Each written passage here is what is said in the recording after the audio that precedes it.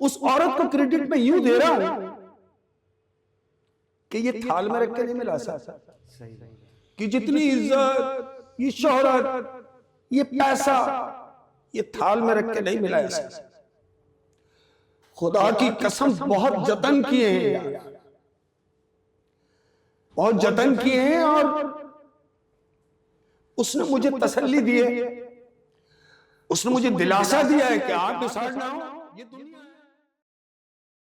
बिस्मिल्लाहिर्रहमानिर्रहीम, अस्सलाम वालेकुम। आप देख रहे हैं खामोशी 01। मैं सैयद असद अब्बास। आज हमारे साथ जो मेहमान मौजूद हैं वो किसी तारुफ के मोहताज नहीं है। उनसे मिलवाने से पहले उनके लिए एक शेर अर्ज है। आज बहुत दिनों के बाद उन्हें देखा, आज बहुत दिनों के बाद उन्हें देखा, दिल तो नहीं भरा पर आंख भर आई। अस्सलाम वालेकुम शेख साहब, कैसे हैं? वालेकुम अस्सलाम वरहमतुल्लाहि वबरकातुहू। आप कैसे हैं असद? खैरियत से? ठीक हैं, अल्लाह का शुक्र है शेख साहब। आप बताइए कैसे हैं? अल्लाह की इस कदर मेहरबानियां हैं कि हम इस काबिल नहीं है जिस कदर उसकी मेहरबानियां हैं। बहुत बहुत शुक्रिया शेख साहब आपका यहाँ आने का। अरे नहीं भाई, शुक्रिया तो आपका असद कि आपने मदू किया। और जाहिर है जब आपने बुलाया, जैन की कॉल आई तो फिर मुझे मस्ट आना पड़ा, बिल्कुल आना था। जी बिल्कुल।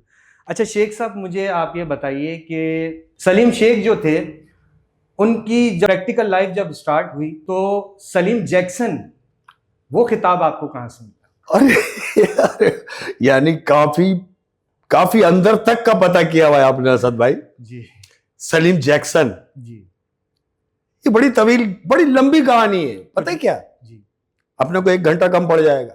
थोड़ा बहुत बताइए। थोड़ा बहुत शॉर्टकट में यह है कि सलीम जैक्सन एक ऐसे शख्स का नाम था कि जो डांस करता रहा।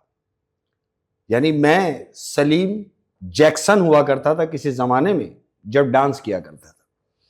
तो ऐसे ही एक प्यार करने वाले की नजर पड़ गई और उन्होंने मुझे देखा। मोहतरम जनाब हिदायत वारिस साहब मरहूम, मौला उनकी माफरत करे, हमारे उस्तादों में से हैं। बिल्कुल। बहुत सारे आर्टिस्ट हैं जिनके वो उस्ताद हैं। तो उन्होंने मुझे देखा और मुझे कहा कि भाई तुम ड्रामा करो। और असद भाई आप बिलीव कीजिए कि अल्लाह जानता है मुझे थिएटर का पता भी नहीं था। अच्छा। जिस जमाने में उन्होंने मुझे कहा कि भाई आप ड्रामे करो, बार अल्लाह की मर्जी थी। तो फिर हम डांस से उठ के आ गए थिएटर की तरफ। अब जब हम थिएटर में पहुंचे तो मैंने अपना नाम वही सलीम जैक्सन लिखवाया वहां।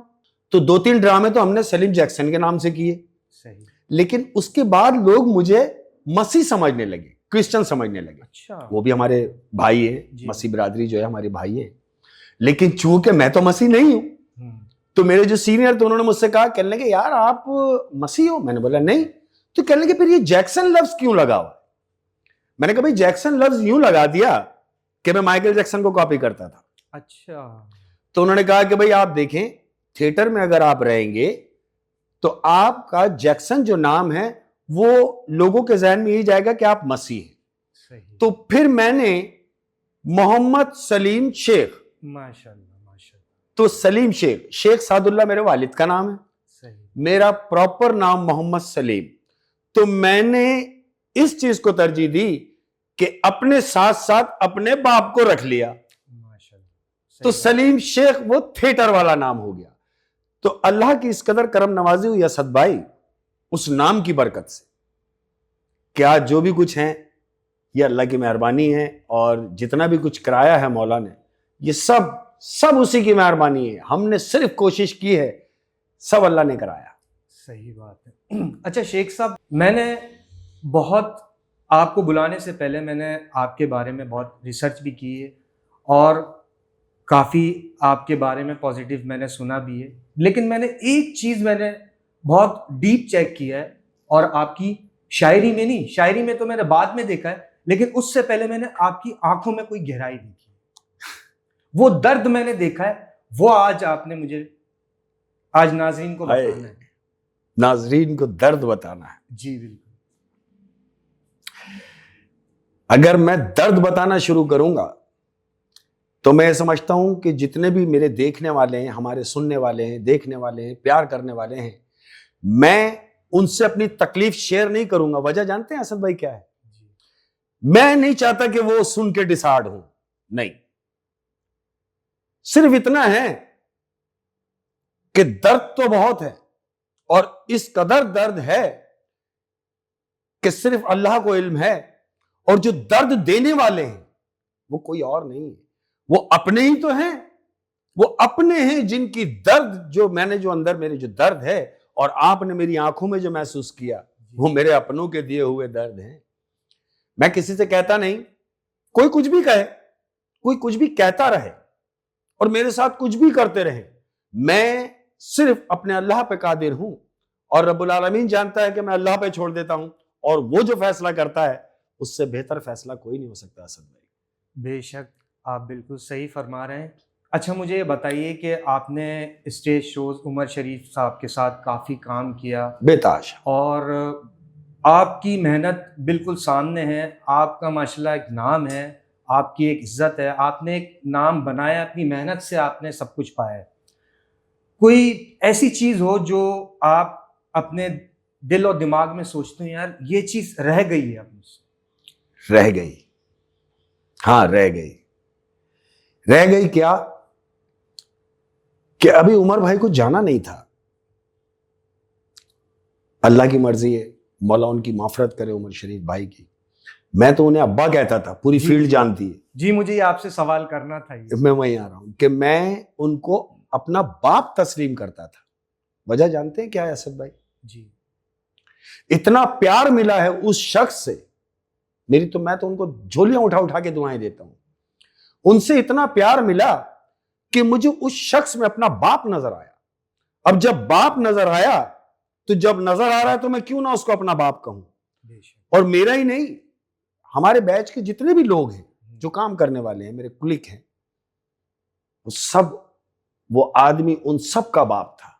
बेशक, ये तो। और उनसे मेरा प्यार ऐसा था असद भाई कि मैं अगर बोलूंगा तो शायद ये बात ऐसा होगा कि शायद शेख साहब बैठ के झूठ बोल रहे हैं। मैं नहीं कहूंगा। लोग मेरे आर्टिस्ट बिरादरी से पूछें, उनसे पूछ लें कि उनसे मेरा प्यार कैसा था उमर भाई से, कि ऐसा प्यार था कि वो मेरे से वो बातें शेयर करते थे जो मैं समझता हूं कि शायद वो नादिर किसी से शेयर करते हैं। मैं हर चीज उनके साथ, अल्लाह रब्बुल आलमीन की मेहरबानी है, मैंने उमर शरीफ भाई के साथ दुनिया घूमी, अपने बाप के साथ दुनिया घूमी है, और ऐसे ऐसे तारीखी काम कराए हैं मौला ने कि मैं बस बयान से बाहर है।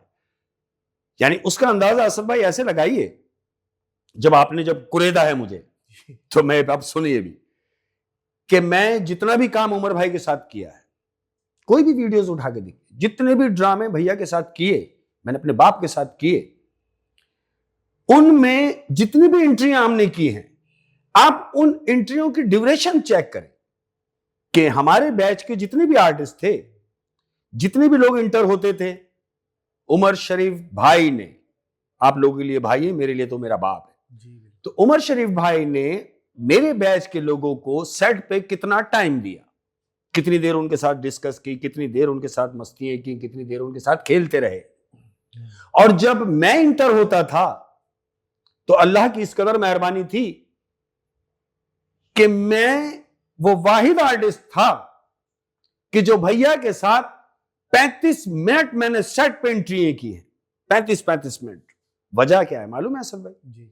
वजह ये थी कि पूरी एंट्रियों में लाफ्टर और क्लैप रुकते नहीं थे। अच्छा शेख साहब, आपने कॉमेडी फेस्टिवल्स काफी सारे किए हैं और आपने इंडिया में भी चैंपियंस जो शो था वो भी आपने किए, और काफी अच्छी परफॉर्मेंस रही उसमें आपकी, और क्या लाफ्टर था कि मैं तो आपके काफी दफा वो शोज रिपीट पे रिपीट मैं देखता रहा हूं।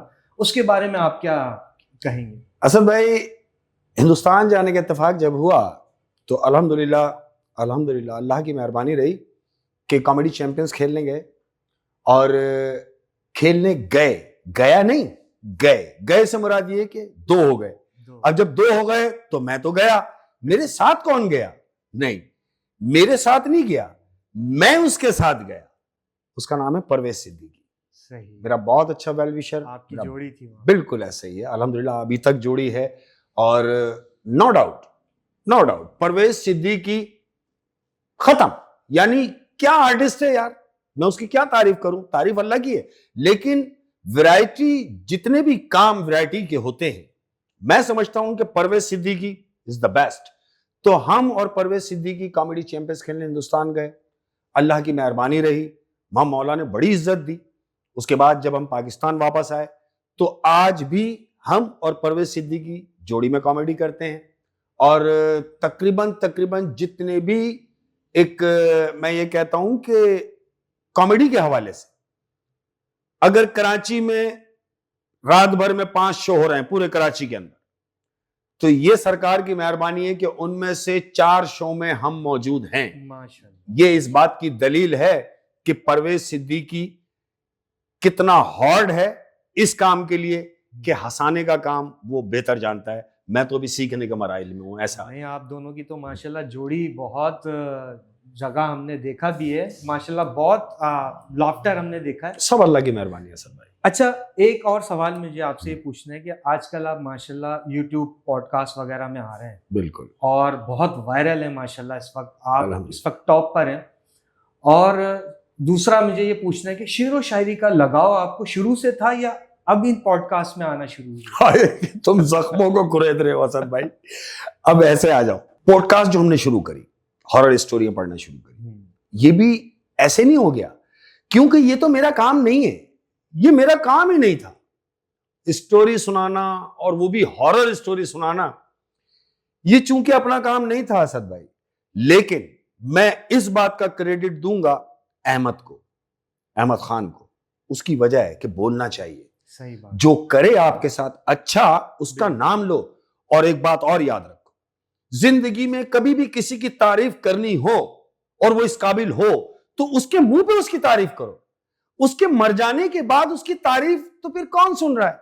अरे भाई, उसकी तारीफ उसके मुंह पे करोगे तो हो सकता है इस बात से वो थोड़ा सा और जी ले, जी बिल्कुल, थोड़ा जीने का मौका और मिल जाए। मोराल बढ़ जाता है। तो मैं इसका क्रेडिट दूंगा अहमद खान को। जब उसने मुझे बुलवाया कि भैया एक काम शुरू कर रहे हैं, मैंने क्या करना है बेटे? कह रहा भाई आपको स्टोरी बैठ के पढ़नी है।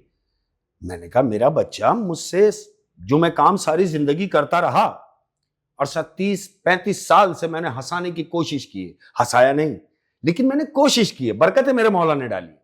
तो जो मैं 30 साल से काम कर रहा हूं अहमद, वही काम करा मेरे बच्चे मुझसे।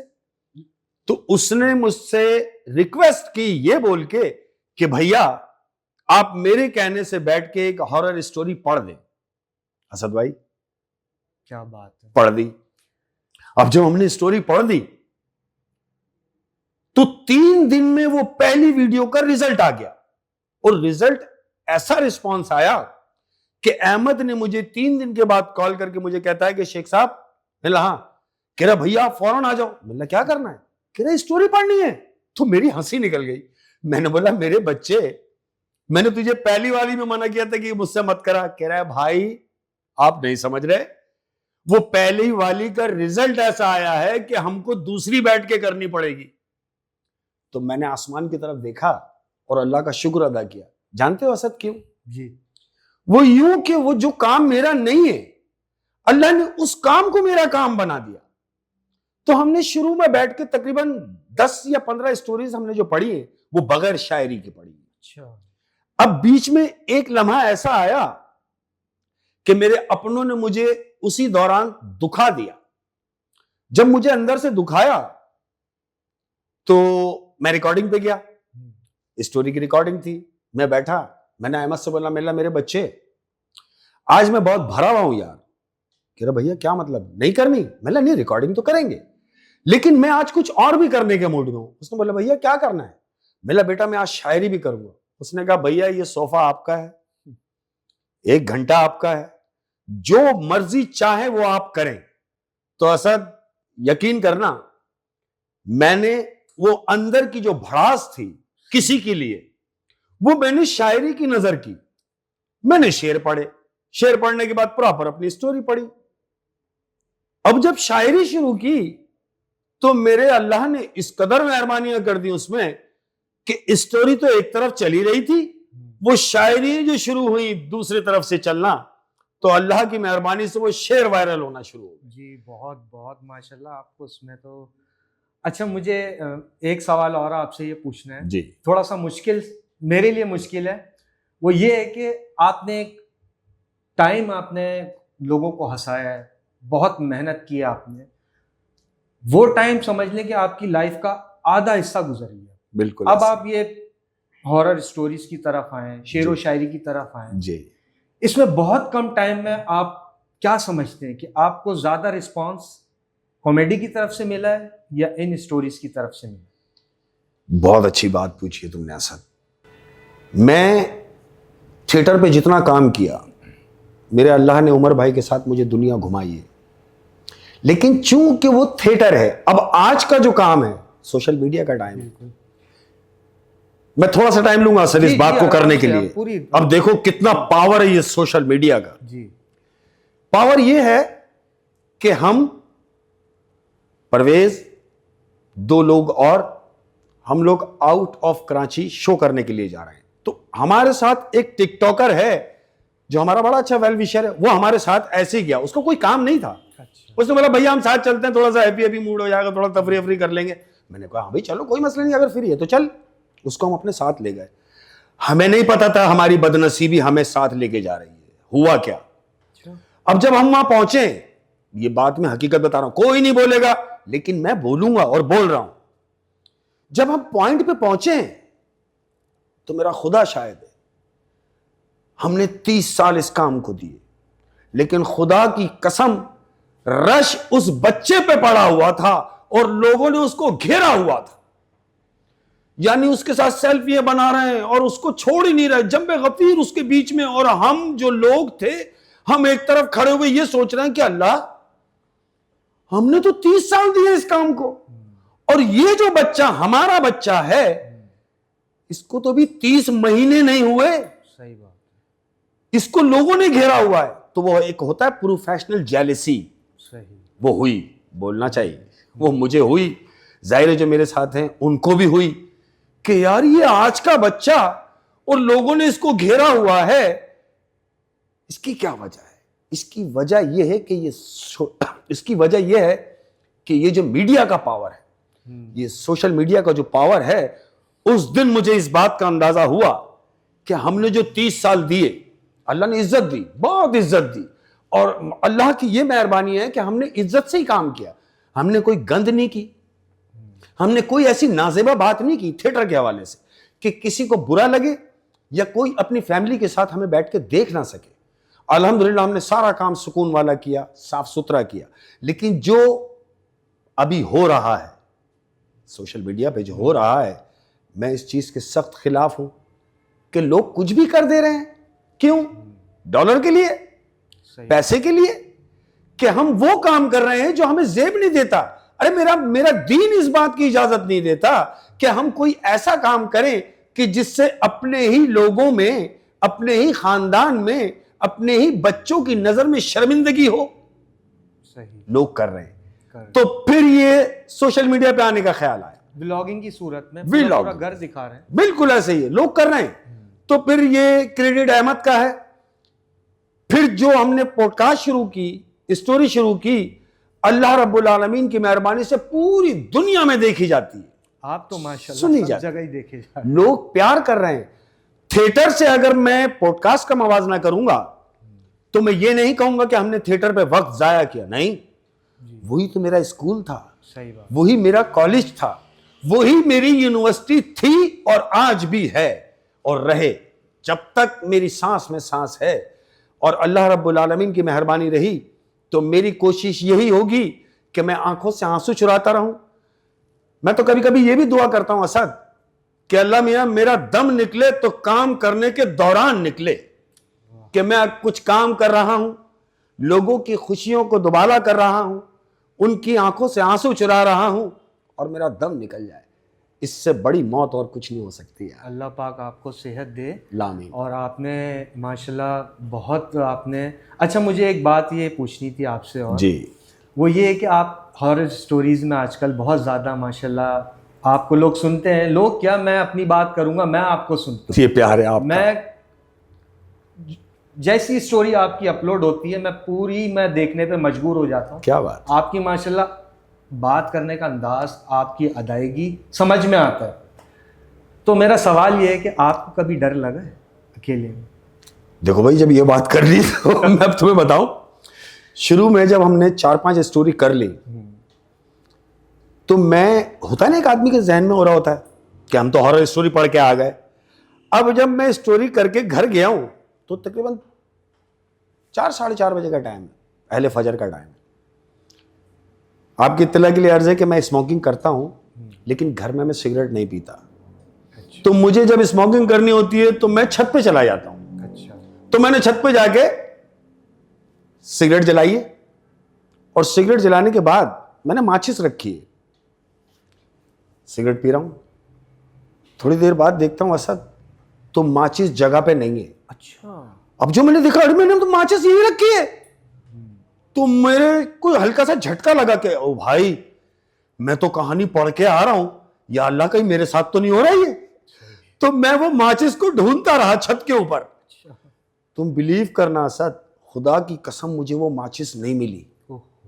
वो माचिस नहीं मिली तो मुझे अपनी छत पे जाने से खौफ आने लगा कि यार कहीं ऐसा तो नहीं कि मेरे छत पर भी कोई मामला हो। ये मेरे दिल में आज तक है, मैं अभी भी उसी घर में रहता हूं। अच्छा। हाँ, और कभी गाहे बगाहे जब मैं छत पे जाता हूं तो अब मैं बाकायदा ये आवाज लगाता हूं कि देखो भाई, कोई अगर है तो मैं उनसे माजरत चाहता हूं। लिहाजा मैं जिस काम से आया हूं वो तो आपको पता है, मैं सिगरेट पीऊंगा, नीचे चला जाऊंगा, तंग नहीं करूंगा। जब मैं आपको तंग नहीं करूंगा तो आप मुझे भी तंग नहीं कीजिएगा, ये आप ख्याल रखिएगा। तो अल्हम्दुलिल्लाह ऐसा कुछ भी नहीं है, लेकिन होता है ऐसा, कभी कभी होता है। अच्छा शेख साहब, ये बताएं जी कि वैसे तो आपने माशाल्लाह दुनिया घूमी है, मलेशिया भी गए, दुबई भी गए, कनाडा भी गए, तुर्की भी गए, आपका एक नाम है, तो यहाँ तक तो समझ में आता है। लेकिन मुझे ये बताएं, आपकी मोहब्बत की शादी है? शादी मोहब्बत की? हाँ भाई, मोहब्बत की शादी है। और मैं तमाम प्यार करने वालों को एक एडवाइस दे रहा हूं। देखो भाई, जिंदगी में एक बार मोहब्बत जरूर करनी चाहिए असद जी। जिंदगी में एक बार मोहब्बत जरूर करनी चाहिए, ताकि ये आपको पता चल सके कि ये क्यों नहीं करनी चाहिए। और अगर बात हुई मोहब्बत की तो अल्हम्दुलिल्लाह जिंदगी में एक लम्हा ऐसा भी आया, जवानी थी, प्यार हो गया, और जिससे प्यार हुआ अल्हम्दुलिल्लाह आज वो मेरे बच्चों की मां है माशाल्लाह। और प्यार किया, बीवी बना के घर ले आए, और इस कदर साले और इस कदर नेक सीरत, मेरी दुआएं हैं मौला करीम के सबको ऐसी बीवियां दे। और कह रहा हूं कि मैं क्या कहूं कि उसका साथ कैसा है, बीवी के लिए कह रहा हूं मैं ये, कि मैं क्या कहूं कि उसका साथ कैसा है, वो एक शख्स मेरी पूरी कायनात जैसा है। वाह, क्या बात है, क्या कहना है आपकी। आज शेख साहब, जो शेख साहब नजर आ रहे हैं, इसमें सारा क्रेडिट उस औरत का है जो मेरे घर में मेरी बीवी की सूरत में मौजूद है। क्या बात है। जानते हैं असद भाई क्यों कह रहा हूं ये बात? यार तुमने ये बात पूछ के मुझे इमोशनल कर दिया यार, लेकिन हकीकत बयान करना चाहिए। मैं हमेशा सच बोलता हूं, अल्लाह जानता है। उस औरत को क्रेडिट मैं यूं दे रहा हूं कि ये थाल में रख के नहीं मिला असद। सही बात। कि जितनी इज्जत, ये शोहरत, ये पैसा, ये थाल में रख के नहीं मिला असद। खुदा की कसम बहुत जतन किए हैं यार, बहुत जतन किए हैं, और उसने मुझे तसल्ली दी है, उसने मुझे दिलासा दिया है कि आप बिसाड़ ना हो, ये दुनिया है। सही बात। दुनिया को अपना काम करने दे, आप अपना काम करें जो आपका कॉन्सेंट्रेट है। और मैं अपने काम में लगा रहा यार, काम में तो लगा रहा सक। इस काम के दौरान फाके हुए हैं यार, इस काम के दौरान बड़ी परेशानियां उठाई असद, मैंने बहुत तकलीफें उठाई, तब जाके ये मिला है। सही बात। और खुदा की कसम जिस कदर मौला ने लौटाया है, बेशक हम इस काबिल नहीं थे। मैं बार बार ये कहता हूं। देखो ना यार, तुमने क्या पूछ लिया मुझे, मैं सारा मूड मेरा चेंज कर दिया। लेकिन जब पूछ लिया है तो ये क्रेडिट उसको देना चाहिए। तमाम शौहरों को मेरी एडवाइस है कि अपनी बीवियों को रिगार्ड्स करें, उन्हें वो उनकी अहमियत क्या है उन्हें पता चलना चाहिए। सही बात। कि मर्द और औरत गाड़ी के दो पहिए हैं, बिल्कुल ऐसा ही है, लेकिन अगर एक पहिया छोटा लगा दिया जाए और एक पहिया बड़ा है तो गाड़ी डिसबैलेंस हो जाएगी।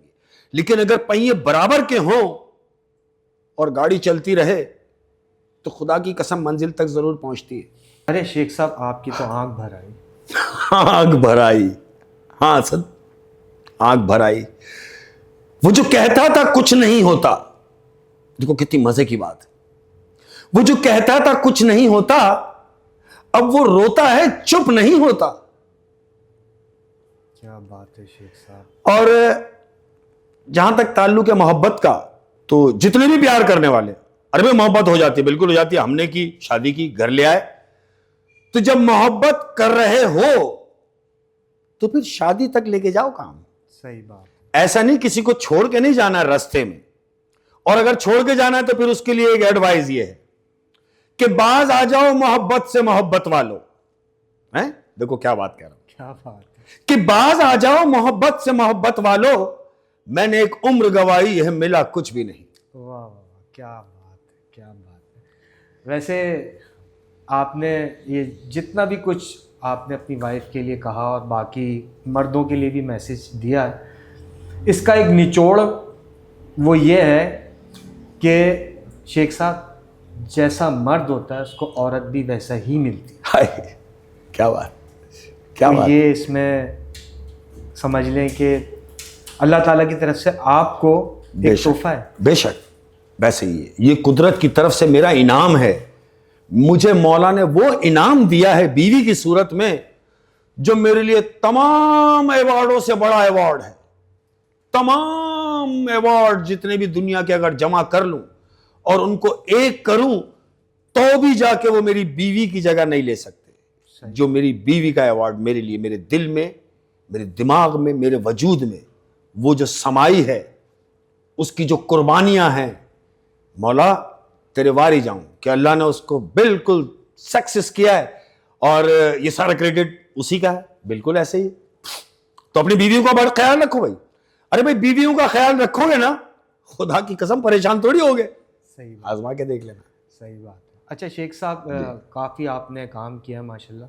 कभी काम के दौरान कभी दिल आपका उदास हुआ है कोई कि यार कि बस मैं अब यहाँ से चला जाऊँ? हाँ सद हुआ जब बोलूंगा मैं किसी के बाप से नहीं डरूंगा। हुआ क्या कि इस हद तक डिसाइड कर दिया गया कि थोड़ी देर के लिए तो ऐसा हुआ कि बस फेंको ये सब कुछ यार, हम किस काम में लग गए, लोगों को हंसा रहे हैं, खुद रो रहे हैं। ये कौन सा काम है, ये कौन सा बेवकूफाना काम है कि हम दुनिया को हंसा रहे हैं और खुद अंदर एक लावा पिघल रहा हो, जल रहे हो, अंदर से किलस रहे हो, एक एक चीज के लिए तरस रहे हो, मगर लोगों को हंसा रहे हैं। तो ऐसा ही हुआ सर। होता क्या है कि एक ड्रामे की रिहर्सल की हमने 12 दिन। जरा सुनना, ये कैसी बात है कि कोई आर्टिस्ट अगर किसी को मारना है ना, किसी फनकार को अगर मारना है तो ऐसे मरता है फनकार। कैसे, मैं बता रहा हूं कि 12 दिन हमने ड्रामे की रिहर्सल की। ये मैं स्टार्ट की बात बता रहा हूं, 91 की। अच्छा। कि 12 दिन ड्रामे की रिहर्सल की। एक हमारे सीनियर, उनका इंडिया आना जाना लगा हुआ था। अच्छा। जिस दिन हमारा ड्रामा ओपन होना था उस दिन उनकी वापसी थी, यानी पाकिस्तान वापस आना था। अच्छा। तो उन्होंने क्या किया, बजाय इसके कि वो एयरपोर्ट उतर के घर जाते, ऐसा नहीं किया। वो एयरपोर्ट उतरे जरूर, लेकिन एयरपोर्ट से सीधा ऑडिटोरियम आ गए, हॉल पे आ गए, जहां आपका शो था, जहां हमारा ड्रामा आज ओपन होना है। अच्छा। 9:30 बजे ड्रामा ओपन होना है, 9:15 बजे वो शख्स वहां ऑडिटोरियम में आ गया। कौन? जो इंडिया से आया है। अच्छा, मैं इस बात को अगर ऐसे समझ लूं कि उस शख्स को अपने काम से कितनी मोहब्बत थी यार, हम यही सोच रहे हैं कि वाह यार, क्या आदमी है कि घर भी नहीं गया, काम से इतनी मोहब्बत के सीधा जगह पर आया जहां काम है। हालांकि उस ड्रामे में वो कास्ट नहीं है। अच्छा। तो वो सीधा ऑडिटोरियम पहुंचे। 9:30 बजे ड्रामा ओपन होना है, 9:15 बजे वो वहां मौजूद है। वो उस ड्रामे की कास्ट का हिस्सा भी नहीं है। देखो कितनी मजे की बात है। और मैं उस ड्रामे में नौकर का रोल कर रहा हूं, जो लीड रोल होता है। यानी कर्टन खुलेगा, मेरी एंट्री है। पूरे ड्रामे में मैंने तमाम कैरेक्टर जो ड्रामे में हैं उन सब के साथ मेरी टॉकी है। मैं थ्रू आउट कैरेक्टर कर रहा हूं उस ड्रामे में। और मजे की बात बताऊं असद, कि वो ड्रामा मेरा स्टार्ट का ड्रामा था, स्टार्ट के टाइम का। तो मैं अपने वेल विशर जितने भी प्यार करने वाले थे, खानदान के लोग, दोस्त यार की फैमिलीज वगैरह, ये वो, मैं सबको मजदा भर के, एक मजदा पूरी भर के हॉल पे लेके गया। यानी तकरीबन 60 से 70 लोग जो मुझे देखने और सुनने, मेरे प्यार करने वाले हॉल पर आए। अब वो सब हॉल में बैठे हैं इस इंतजार में कि शेख साहब की एंट्री होगी और हम देखेंगे। सब आपका इंतजार कर बिल्कुल।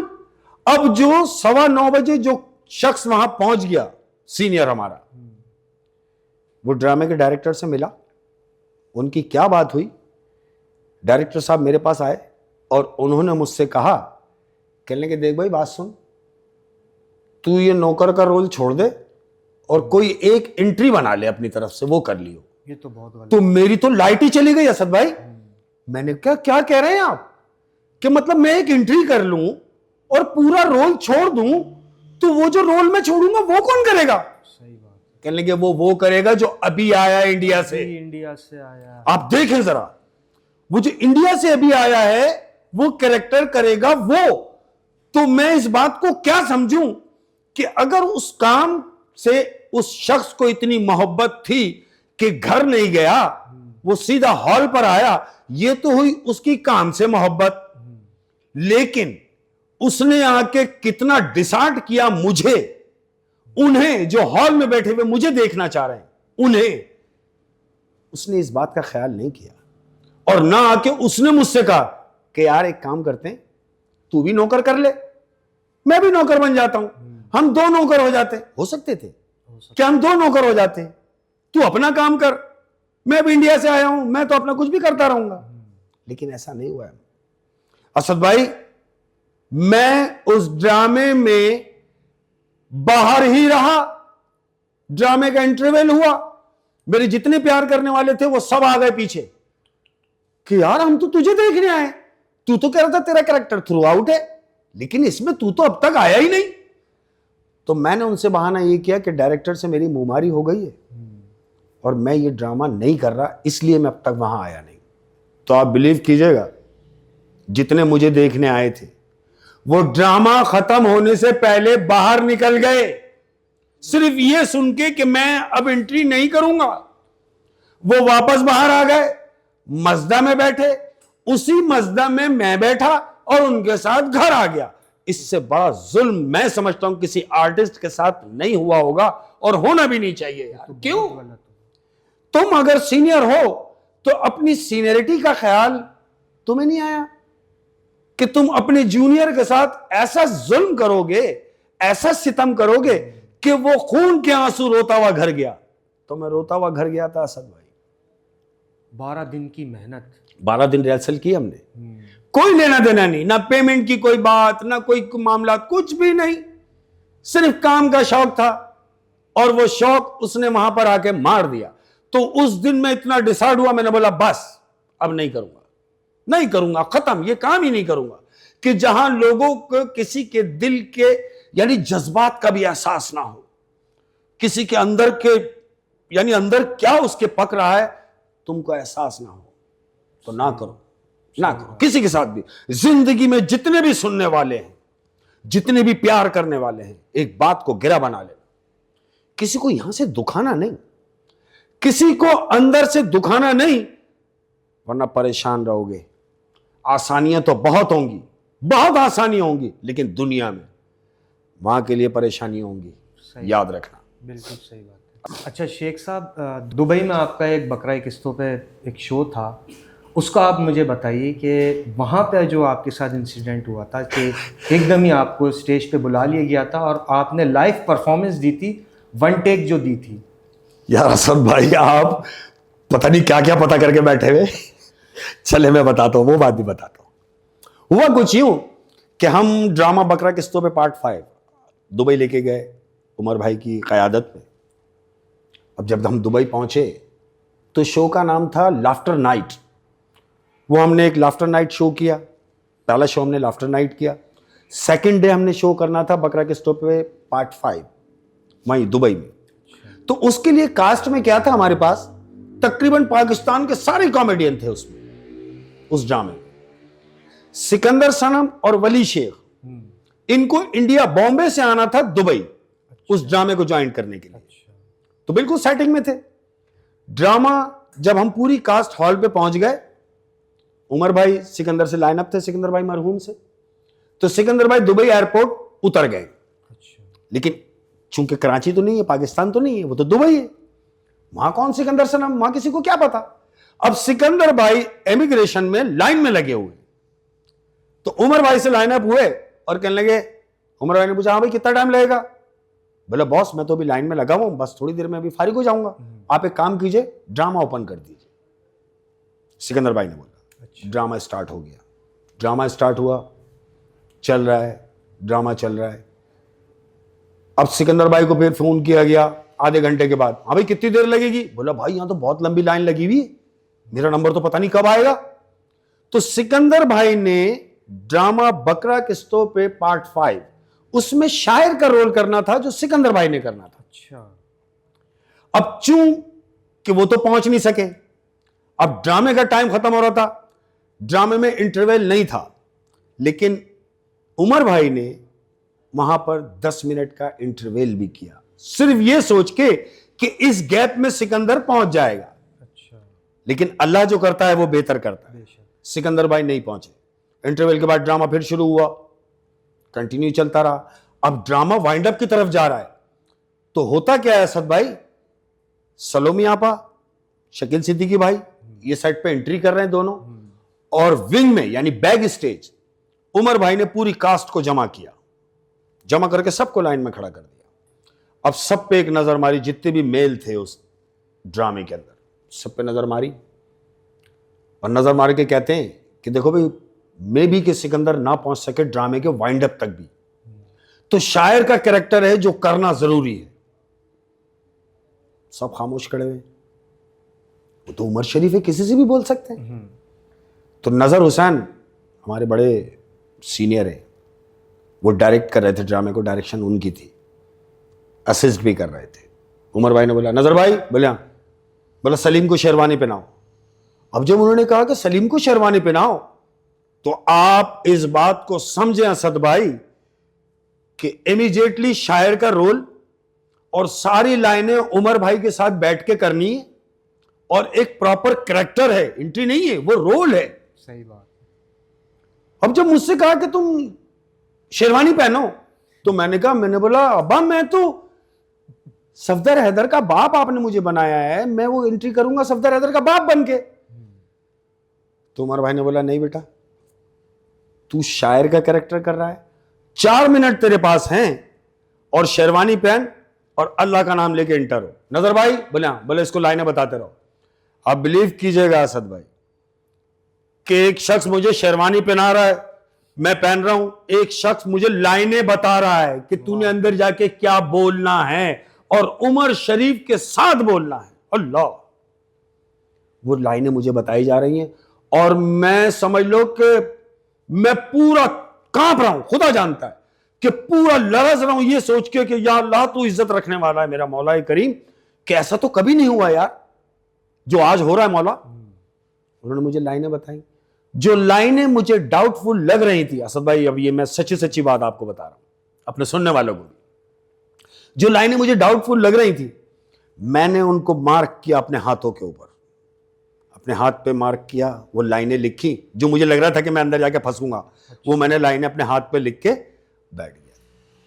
तो ये कोई जज नहीं कर सकता, कोई पकड़ नहीं सकता कि मैंने वहां सेट पे बैठ के वो लाइनें देखी भी है, बोली भी है, और वो कैरेक्टर को निभाया भी है।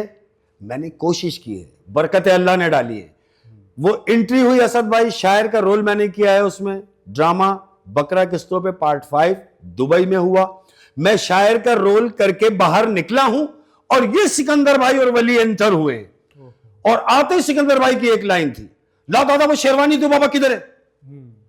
तो जो असिस्ट कर रहे थे ड्रामे को, नजर भाई उन्होंने बोला आप किधर, वो तो शेख करके निकल गया एंट्री।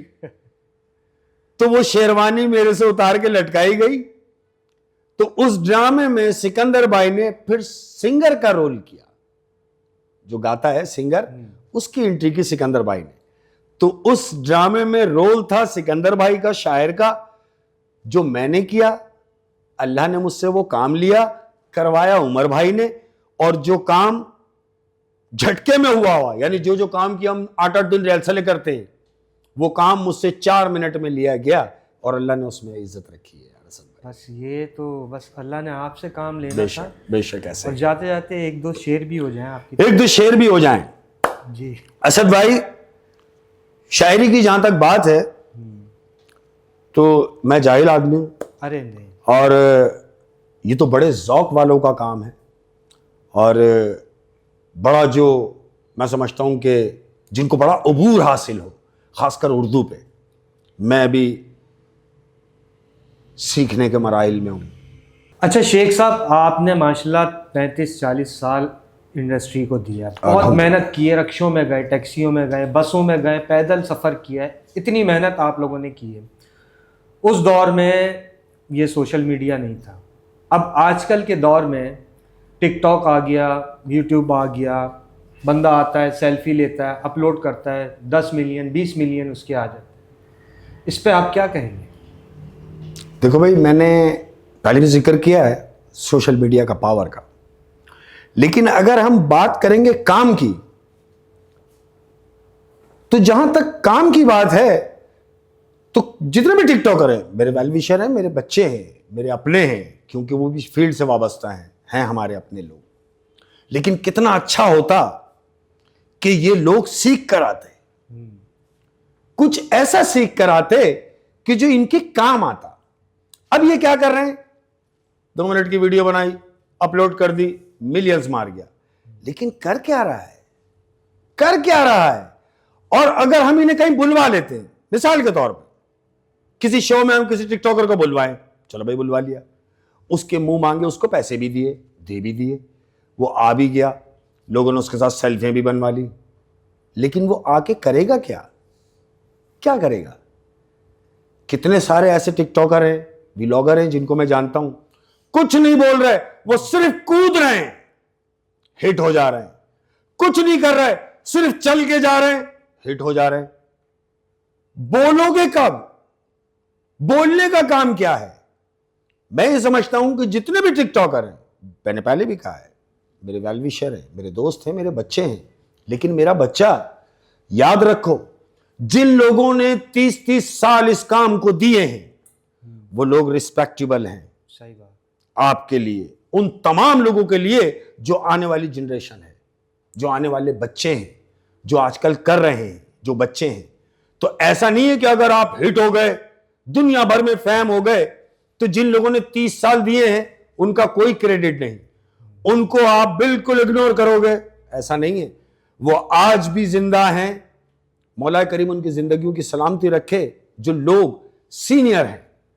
तो मैं आपको ये मशवरा दूंगा कि आप सीखें, और कितना अच्छा हो कि हम सीख के करें, वरना तो क्या है, हम कुछ भी करें। अपनी बीवियों को साथ ले लेते हैं लोग, बीवी को साथ ले लिया, घर के बाथरूम तक लोटा बाथरूम का दिखा रहे हो, घर में क्या पक रहा है हांडी के अंदर घुस गए हो, क्या क्या मसाले डाल रही है बीवी वो भी बता रहे हो, और क्या क्या मसाले तुम बीवी के साथ कर रहे हो तुम वो भी दिखा रहे हो। इसका मतलब क्या है मालूम? इसका मतलब यह है कि आप लोगों को बोलना नहीं आता। जब बोलना नहीं आएगा तो हम करके ही दिखाएंगे, क्योंकि बोल तो सकते नहीं। और वो जो करके दिखा रहे हैं, मैं ये समझता हूं कि ऐसा करने से बेहतर है कि मौत आ जाए। जानते हो क्यों असद? वजह यह है कि हम जो बो के जाएंगे वो हमारी नस्ल ने कल काटना है। सही बात।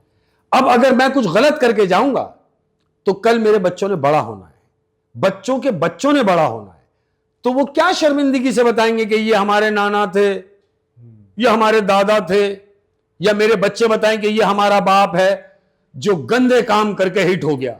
छुपाते फिरेंगे, छुपाते फिरेंगे। तो मैं कोई ऐसा काम नहीं करना चाहता, और मैं तमाम लोगों को मशवरा देता हूं कि ये दुनिया ये फानी है, हम सबको लौट कर जाना है।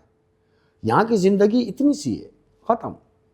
वहां की जिंदगी इतनी है, हम इतनी सी के लिए तो जिद्दोजहद कर रहे हैं, मगर इतनी के लिए नहीं कर रहे। वहां के लिए क्या कर रहे हैं? क्या पैसा साथ लेके जाओगे?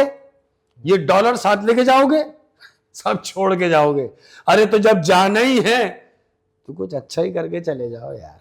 सही बात है। बहुत से टिकटॉकर, यूट्यूबर्स आजकल बहुत मिलियन और बहुत डॉलर की बात ऐसे ही है, ऐसे ही है। लेकिन बिल्कुल ऐसे। सीनियर्स की रिस्पेक्ट नहीं करते। नहीं करते, खुदा की कसम नहीं करते। इनका ऐसा कलफ लग गया इन लोगों का कि जैसे ये पैदाइशी कलफ में थे।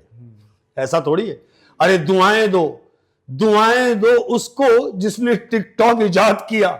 मैं तो तुम लोगों को कह रहा हूं, मेरा इस काम से वास्ता नहीं है और ना मैं करना चाहता हूं, बिल्कुल नहीं। मैं ये टिकटॉक, ये व्लॉग, कोई गंदा काम नहीं करना चाहता। कोई ऐसा काम जिससे मुझे खुद शर्मिंदगी हो, मैं नहीं करना चाहता। चाहे इसके लिए मुझे कुछ भी मिल जाए, कुछ भी दिया जाए और कहा जाए कि आप ये कोई गंदा काम करके हिट हो जाएंगे और यूं हो जाएगा और तू हो जाएगा, तो मैं उस काम से माफी चाहूंगा। मैं नहीं करूंगा असद भाई, मैं नहीं करूंगा, खुदा की कसम। मेरी अंदर से रूह नहीं करती। थिएटर पे भी आज तक ये 30-35 साल जो रिकॉर्ड है, आज भी पूरी फील्ड इस बात की गवाह है कि मैं मुंह फट जरूर हूं, बदतमीज भी हूं, लेकिन बोलता सच हूं। बोलता मुंह पे ही हूं, मैं मुंह पे ही बोलता हूं। किसी के जाने के बाद उसके लिए कह रहा हूं, यूं कर रहा हूं, नहीं, फूंपा वाली बात ही नहीं है। जो भी मुझे करना होगा मैं डायरेक्ट उससे फेस टू फेस करूंगा और करता हूं, अल्हम्दुलिल्लाह। अच्छा शेख साहब, जाते जाते 2-3 शेर तो हो जाए। आशार है। हाँ भाई, जब आए हैं तो ये मेरे प्यार करने वालों को, जो हमारे प्यार करने वाले हैं, जो देख रहे हैं, जो सुन रहे हैं, उनके लिए जरूरी है ये मसाला कि पता चले कि शेख साहब आए थे। बिल्कुल बिल्कुल। तो कह रहा हूं, ये आप लोगों की नजर है। जिधर कभी ना गए थे उधर भी जाते हैं। हाय, देखो कितनी मजे की बात कि जिधर कभी ना गए थे उधर भी जाते हैं और लोग जिंदगी के लिए मर भी जाते हैं। जरा सी देर में दिल में उतरने वाले लोग जरा सी देर में दिल से उतर भी जाते हैं। वाह वाह, क्या बात। और जो लोग उम्मीद, जिसको कहते हैं ना उम्मीद, आस मत लगाना, मत लगाना, किसी से भी उम्मीद मत लगाना। उसके लिए मैं कह रहा हूं कि ये कब कहा था कि नजारों से खौफ आता है। अल्लाह, देखो क्या बात है यार, कि ये कब कहा था कि नजारों से खौफ आता है, मुझे अब चांद सितारों से खौफ आता है। मैं दुश्मनों के किसी वार से नहीं डरता, मुझे अपने ही प्यारों से खौफ आता है। और मिले हैं दोस्तों बेसाखियों से गम इतने, हाय, मिले हैं दोस्तों बेसाखियों से गम इतने, मेरे बदन को सहारों से खौफ आता है। क्या बात है शेख साहब आपकी, क्या बात। जो कह दे कि मैं सहारा हूं, झूठ बोलेगा, झूठे वादे वक्त पे नहीं मिलेगा। जो कहते हैं कि चांद तारे तोड़ लाऊंगा। जिंदगी क्या है मालूम है सर? जिंदगी दर्द है। जिंदगी, जिंदगी दर्द है, दर्द में गम है, गम में मजा है और मजे में हम हैं। वाह क्या बात है शेख साहब। आज तो आपको मुझे लगता है कि आज मैंने आपको पूरा निचोड़ दिया। हाँ शायद, और मैं जितनी बातें आज बैठ के यहां की हैं और जो जो बातें मैंने यहां बैठ के की हैं, शायद वो नादिर कहीं बैठ के की हो। वजह क्या है मालूम असद? वजह यह है कि यहां मुझे अपनायत मिली है, प्यार मिला है। तो मैंने वो सारी बातें की हैं जो प्यार वालों के दरमियान बैठ के की जा सकती है। जज़ाकल्लाह शेख साहब, खुश रहिए। बहुत बहुत शुक्रिया शेख। और जाते जाते अपने प्यार करने वालों से हम कहेंगे मिलके, ये क्या बात है कि ये जरूरी नहीं कि आप किसी का आसमान बन जाएं। आप किसी का आसमान तो नहीं बन सकते, मगर किसी की आस और मान जरूर बन सकते हैं। सही बात। आस और मान जरूर बन सकते हैं। ख्याल रखिए अपना, और याद रखो, नौकर बन जाओ अपने मां बाप के, अपने मां बाप के नौकर बन जाओ तो रब्बुल आलमीन तुम्हें दुनिया में बादशाह बना देगा। ये दुनिया जहां हम रहते हैं, ये दुनिया सपेरों की बस्ती है। देखो कितनी मजे की बात है कि ये दुनिया सपेरों की बस्ती है और रिश्ते बनाकर डसती है। तमाम प्यार करने वालों का बहुत शुक्रिया, जो जहां से भी हैं, जिधर भी हैं, वो मेरे दिल में हैं। और आप अपनी मोहब्बत का इजहार कैसे करेंगे हमारे साथ? तो जाहिर है चैनल को लाइक करना है, सब्सक्राइब करना है, शेयर करना है। अपना बहुत ज्यादा ख्याल रखिएगा। बहुत खूबसूरत बात। अस्सलाम वालेकुम व रहमतुल्लाहि व बरकातहू। अल्लाह हाफिज़।